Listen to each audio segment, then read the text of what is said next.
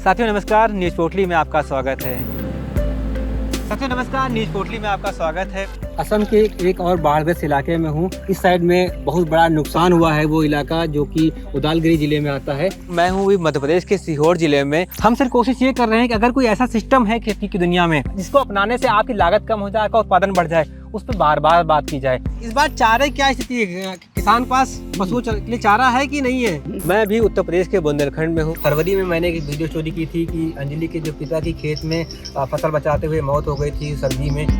वही पानी पीते हैं आप लोग। इन 2 वर्षों में हमने और हमारे साथियों ने भारत के 13 राज्यों में करीब 1 लाख किलोमीटर का सफ़र किया है।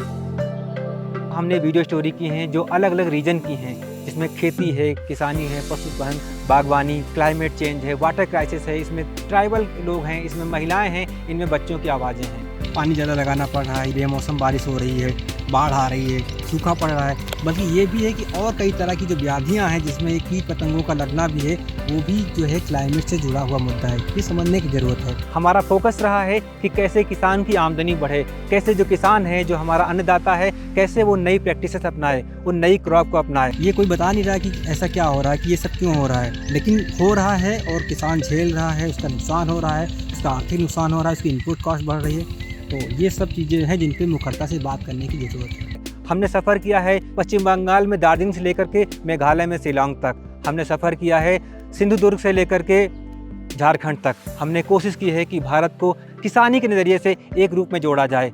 ये जो किसानों की आवाज़ें हैं, जो उनके मुद्दे हैं, जो उनकी कहानियाँ हैं, उनको हमने यूट्यूब, फेसबुक, ट्विटर, उनके ज़रिए हमने लोगों तक पहुँचाने की कोशिश की है। हमारा फोकस ये था कैसे हम नई कहानियाँ लेकर के आएँ। हमने ये कोशिश की कि कैसे उसका 2 मिनट का वीडियो, 1 मिनट का वीडियो बना के ज़्यादा से ज़्यादा लोगों तक पहुँचाया जाए, चाहे वो व्हाट्सएप हो, चाहे वो दूसरे हों। हमने इन जरियों को अपनाया। ये टेक्निकली कितना सही था, कितना गलत था, मुझे नहीं पता, लेकिन मुझे ऐसा लग रहा था कि हमारी एक खबर से किस किसान को फ़ायदा हो जाए, कोई अपनी नई क्रॉप बचा ले, कोई नई तकनीक सीख ले। दरअसल जो न्यूज़ पोर्टली की शुरुआत है वो इसीलिए है कि खेती में सुधार हो। हम दुनिया के इतने बड़े भूभाग हैं, 45% जो हमारी आबादी हो प्रत्यक्ष रूप से खेती पर निर्भर है। 57% लोग आज भी ग्रामीण भारत में निवास करते हैं, लेकिन उनकी आवाज़ें कैसी हों। हमने उस आवाज़ को सरल रूप देने की कोशिश की। हमने किसानों की बातों को किसानों के रूप में उन तक पहुँचाने की कोशिश की है।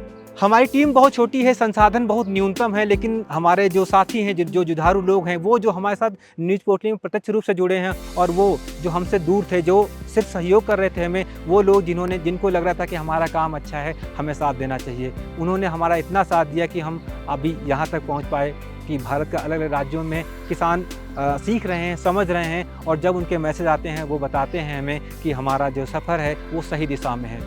आगे की कुछ ज़्यादा सोचा नहीं है, बस इतना सा है कि अभी हम हिंदी में ज़्यादा काम करते हैं, अभी इंग्लिश में काम शुरू किया, इसके बाद हमारी तीसरी भाषा जो है वो मराठी में रहेगी। बेसिकली हम 3-4 अहम मुद्दों में काम करते हैं। सबसे पहला हमारा जो प्राथमिक है वो है किसान की खेती कैसे सुधरे। दूसरा है किसानों जुड़े हुए मुद्दे, उन मुद्दों को कैसे सरल और बड़े रूप में लोगों तक पहुँचाया जा सके। तीसरा, किसानों जो सबसे बड़ा दुश्मन है वो है मौसम। जो मौसम में बदलाव हुआ, जो मौसम बेमौसम हुआ है, तो हमारी कोशिश है कि इस नज़रिए से भी किसानों को देखा जाए, समझा जाए। इन मुद्दों को जमीन से उठाने के साथ ही न्यूज़ पोर्टली सस्टेनेबल एग्रीकल्चर प्रैक्टिसेस को भी किसानों तक पहुंचाने की कोशिश कर रहा है। न्यूज़ पोर्टली उन विधियों, तकनीकों पर जोर दे रहा है जो कम पानी में खेती को प्रेरित करती हैं। मैं खुद एक किसान का बेटा हूं, किसानी खुद भी करता हूं, और पिछले 20 वर्षों से पत्रकारिता करते हुए जो मैंने देखा, सुना, समझा है, मैं उसको न्यूज़ पोर्टली के माध्यम से आप तक पहुंचाने की कोशिश कर रहा हूं। मैं बहुत आभारी हूं अपने उन साथियों का जिन्होंने अपना पूरा 100% दिया। ये शायद इसीलिए संभव हो पाया क्योंकि वो लोग हमारे साथ खड़े थे। मैं उन सब का और आप सब दर्शकों का बहुत आभारी हूं। अपना प्यार, अपना सहयोग, अपना आशीष और आप सबसे बड़ा अपना फीडबैक हमें देते रहिए। हम आपसे वादा करते हैं कि हम भारत के कोने कोने से आपके लिए काम की चीज़ें लाते रहेंगे।